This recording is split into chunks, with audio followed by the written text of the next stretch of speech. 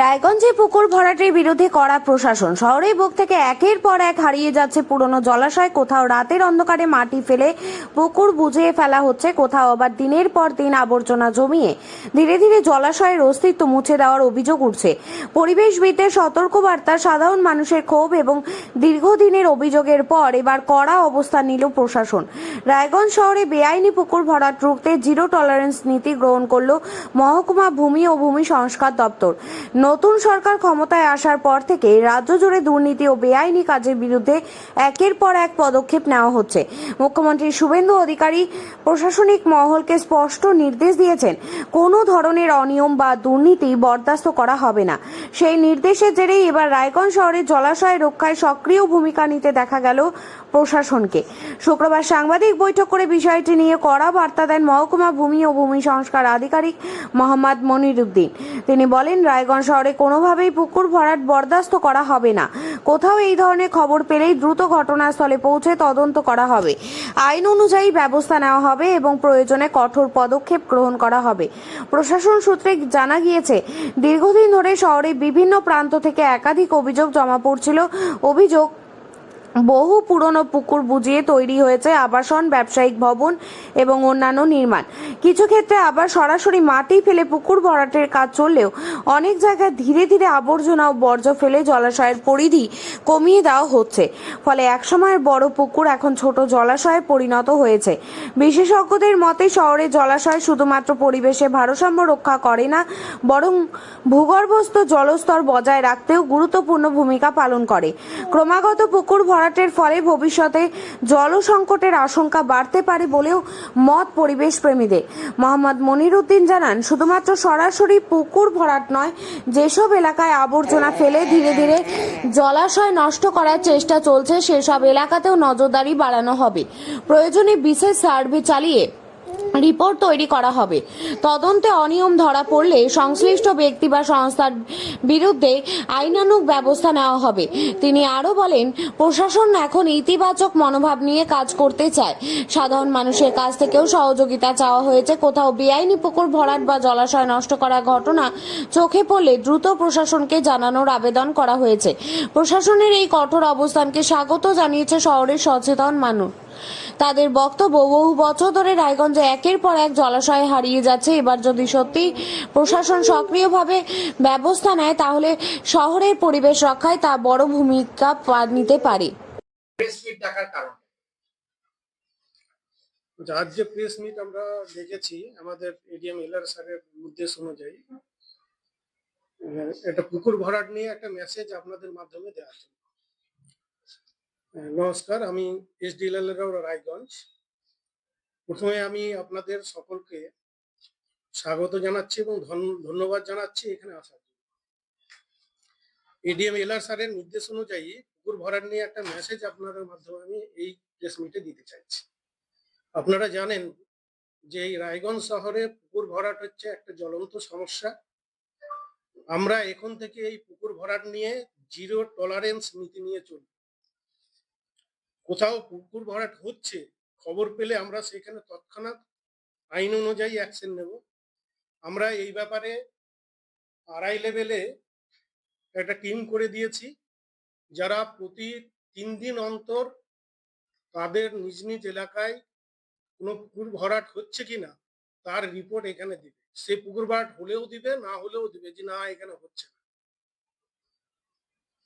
এই ব্যাপারে কোনো রিপোর্টে যদি আমরা দেখি যে কোনো যে এলাকায় পুকুর ভরাট হচ্ছে বা কোনো অন্য কোনো সোর্স থেকে যদি আমরা খবর পাই যে সেই এলাকায় পুকুর ভরাটের কোনো খবর যদি আমাদের কাছে আসে, তাহলে তৎক্ষণাৎ আমরা সেখানে গিয়ে পৌঁছাবো এবং আইন অনুযায়ী WBLR অ্যাক্টের 4C5 ধারা অনুযায়ী নির্দিষ্ট কয়েকদিনের মধ্যে সেটা রেস্টোরেশন বা পূর্ব অবস্থায় ফিরিয়ে দেওয়ার জন্য নোটিশ করব।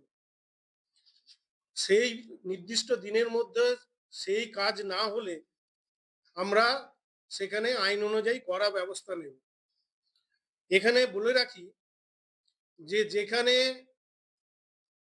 রেস্টোরেশনের ব্যবস্থা নেওয়া হবে না পুকুর মালিকের পক্ষ থেকে, সেখানে WBLR অ্যাক্টের 4C ধারা ভায়োলেশনের জন্য 4D ধারা প্রয়োগ করা হতে পারে। 4D ধারা হচ্ছে একটা কগনিজেবল এবং নন বেলেবল অফেন্স, এবং এই ধারায় সর্বোচ্চ 3 বছরের জেল এবং 50,000 টাকা জরিমানার ব্যবস্থা আছে। আমরা সেখানে যেখানে 4C ভায়োলেশন হবে সেখানে আমরা এফআইআর করব এবং সেই ক্ষেত্রে আমরা আইন অনুযায়ী তাদের বিরুদ্ধে ব্যবস্থা নেব।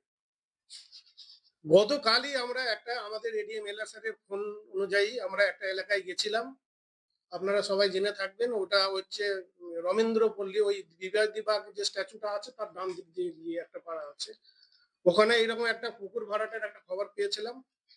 সেখানে গিয়ে দেখলাম যে ওখানে পুকুর ভরাটের কাজ হয়েছিল এবং সেখানে আমরা অলরেডি 4C 5 ধারায় নোটিশও তাদের দিয়েছিলাম। তারা কতদূর কি কাজ এগিয়েছে সেটা গিয়ে দেখলাম, তাতে দেখলাম অনেকটা কাজ রেস্টোরেশনের তারা কমপ্লিট করেছে। বাকি কাজ তারা যাতে 4 দিনের মধ্যে সম্পূর্ণ করে সেই জন্য তাদেরকে বলে দেওয়া আছে। আমরা 4 দিন পরে গিয়ে দেখবো যে তারা তাদের কাজটা সম্পূর্ণ করেছে কিনা। যদি না করে থাকে তাহলে আমরা সেখানে আইন অনুযায়ী ব্যবস্থা নেব। এই ব্যাপারে আমরা এই নতুন সরকারের আমলে আমরা ফুল অ্যাকশন মোডে আছি। অ্যাকশন নেওয়ার ক্ষেত্রে আপনারা দৃশ্যত পরিবর্তন লক্ষ্য করবেন, এবং এই ব্যাপারে আমি সাধারণ মানুষের প্রতি শ্রদ্ধা জানিয়ে আমি সকল স্তরের জনগণের কাছ থেকে সহযোগিতা চাইছি। সেই সহযোগিতা আপনাদের সংবাদ মাধ্যমের কাছ থেকেও আমরা চাইছি। আপনারা আমাদের পাশে থাকবেন, সরকারকে সহযোগিতা করবেন, আমরা আমাদের আইন অনুযায়ী এই ব্যাপারে ব্যবস্থা নিতে সচেষ্ট থাকব। যে শ্যাম বস্ত্রালয়ের পিছনে বিরাট পুকুর একটা, যেটা জিআর বক্সির পুকুর বলে পরিচিত, সেটা ভরাট হয়ে গেছে। আমাদের এফসিআই মোড় ছেড়ে একদম উপশম নার্সিং হোমের পাশে যে স্টার নার্সিং হোম, তার পাশে একটা বিরাট পুকুর ভরাট হয়েছে, এবং সৎসঙ্গ আশ্রমের পিছনে 500 বছরের পুরনো পুকুর, সেটাও পর্যন্ত ভরাট করেছে। আপনাদের দপ্তর থেকে বলা হয়েছে যে যদি সেম কন্ডিশনের কোনো পুকুর খনন করে দেওয়া হয় তাহলে কোনো আপত্তি নেই। এই ধরনের রুলস আছে কিনা আমাদের জানা নেই। এবং পূর্বতন বিএলআরও সাহেব যারা করে গেছেন, যে কনভার্সন বলে যে কথাটা, এই কথা করে তৃণমূল আমাদের রায়গঞ্জ শহরটাকে কানা করে দিয়ে গেছে, সেগুলো কি করবে না? দেখুন, আমরা পুরাতন দিনের ব্যর্থতাকে ঝেড়ে ফেলে নতুন দিনে পজিটিভ দৃষ্টিভঙ্গি নিয়ে আমরা নতুন ভাবে আমরা শুরু করতে যাচ্ছি। যেগুলো বোঝানো হচ্ছে সেগুলোর আমরা রিপোর্ট পেলে, ওই তো আমি বললাম যে আইন অনুযায়ী আমরা নিশ্চয়ই অ্যাকশন নেব। কতগুলো পুকুর ভরাট হয়েছে এই পর্যন্ত শহরে বেআইনিভাবে? সেগুলোর রিপোর্ট এই মুহূর্তে আমার কাছে নেই। সেটা আমরা যেমন যেমন আমার কাছে রিপোর্ট আসবে বা যেইভাবে আমরা খবর পাবো সেই রায়গঞ্জ শহরে 22টা পুকুর, জলজ্যান্ত পুকুর, বড় বড় পুকুর ভরাট হয়েছে। সেই বিলবাড়ি থেকে, বন্দর বিলবাড়ি থেকে শুরু করে একদম যেগুলো আপনাকে নাম বললাম সেগুলো, কোনো অ্যাকশন নেওয়া হয়নি। লঙ্কার মাঠ, যেটা আপনার কাঞ্চনপল্লী, সেখানে উপপৌর প্রশাসক গোড়া সরকারের তত্ত্বাবধানে ওই পুকুরটা ভরাট হচ্ছিল। আমরা খবর করেছিলাম, সেই সময় তাকে ওয়ারেন্ট ইস্যু করা হয়েছিল, কিন্তু কোনো ব্যবস্থা নেওয়া হয়নি। কি বলবেন এই ব্যাপারে? ওই তো বললাম আপনাকে যে পূর্ব দিনের ওই ব্যর্থতা আমরা ঝেড়ে ফেলে নতুন দিনের নতুন যেগুলো আশা নিয়ে আমরা এগোতে চাই। করে করা হচ্ছে এবং দেখা যাচ্ছে, সেটা তো আমাদের ব্যাপার না, আপনাদের টিম আছে বলছে। হ্যাঁ, সেখানে তারা যাবে, নিয়ে ব্যবস্থা হবে। সৎসঙ্গের সামনে যেটা বললেন, একদম সেখানে রেজিস্ট্রেশন হবে কি? সেক্ষেত্রে আমরা সব ক্ষেত্রে আমরা আইন অনুযায়ী ব্যবস্থা নেব। আমাদের তদন্ত টিম আছে, আমরা যেখান থেকে রিপোর্ট পাবো, এই ধরনের কিছু আমরা অলরেডি পেয়েছি অভিযোগ, আপনারা যেমন বলছেন, সেগুলো আমরা তদন্ত করছি এবং তদন্ত চলছে, এবং সব ক্ষেত্রে আমরা কতজনের নাম পেয়েছেন যারা যারা এই পুকুর ভরাটের সঙ্গে যুক্ত? বিশেষ করে রবীন্দ্রপুরীর নামটা কি? ওইভাবে নির্দিষ্ট করে এখন বলতে পারবো না, তবে রবীন্দ্রপুরী যেটা আপনি করেছেন, রবীন্দ্রপল্লীর ওই ব্যক্তির নামটা আমার মনে নেই। প্রিয়তোষ মুখার্জি তৃণমূলের টাউন প্রেসিডেন্ট ছিল একটা সময়, তার বাড়ির পিছনে একটা পুকুর ভরাট হচ্ছে, যার মালিক হচ্ছে শিবেশ পাল। সেখানে আপনাদের কোনো লোকই এখনো পর্যন্ত যায়নি। আমরা বারংবার ফোন করেছি। আপনার কাছ থেকে খবরটা পেলাম, আমরা আমাদের বিএলআর অফিসের মাধ্যমে আমরা তদন্ত করে দিচ্ছি। এটা কি হবে, বাস্তবে কিছু হবে না? হ্যাঁ, নিশ্চয়ই হবে। না, আমরা তো আগেও দেখেছি যে তদন্ত বলে কথাটা, আগে যেটা এতটা ইনার মিনিং যে 20 বছর পরেও তদন্ত হচ্ছে, এরকম আমরা শুনেছি। আগে যেটা দেখেছেন সেটা ভুলে যান। এখন এই নতুন সরকারের আমলে নতুন ভাবে দেখুন, দৃশ্যত একটা পরিবর্তন আমরা দেখতে আশা করছি। সেটাই বলছি, অনেক সময় হয়তো আইনগত ব্যবস্থা মধ্যে হ্যাঁ হ্যাঁ দীর্ঘ প্রসেস।